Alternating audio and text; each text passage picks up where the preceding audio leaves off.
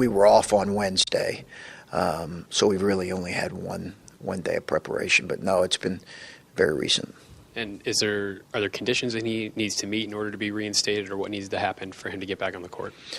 I think that's as much as we can. We're trying to keep it a private matter. Obviously, there's some things that some expectations that we have that he needs to meet, and that he needs to follow through on, and he'll do that. I'm confident that he will do that, and then we'll kind of take it from there.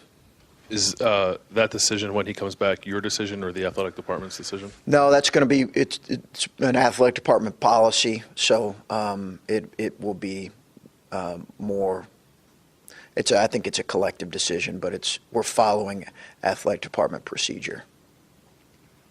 Along with that, Chris, you could do more, or to the letter of the law. You still have some option to go beyond if you so choose. Yes, I think there's always. I think Gene's always said that there's always. He's always given me discretion if I felt the need to do more, in a specific situation. So certainly that would be up to my discretion. I don't anticipate that happening. You just talked about his growth on the floor. Is there a lag with him off the floor, or how has he done in that area? Have they progressed the same time, who he is versus how he's playing? Well, I think, sometimes guys, I'm as guilty as anybody. Sometimes we forget, and I'm obviously not making any excuses, but sometimes we want guys to grow both as players and, as people quicker than maybe what is reality. And I think that he's grown in a lot of areas. We've certainly seen some significant development on the floor. He had a terrific academic semester last year. As a matter of fact, his best academic semester he's had since he's been here in the fall, which was really pleasing to see. But I think when you're working with young people, you understand that this is a process, and he's going to be with our team every step of the way, highly involved in everything we continue to do moving forward. We'll make sure of that.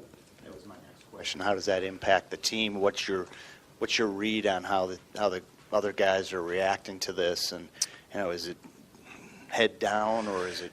We'll see. I think we'll see. I think it's fresh for all of us, so it's probably too early to tell right now, because it's not something that we've known for a week or something. This is pretty fresh. So I think it's too early to tell. But obviously, you don't have to have studied our team to know how important he's been for our team.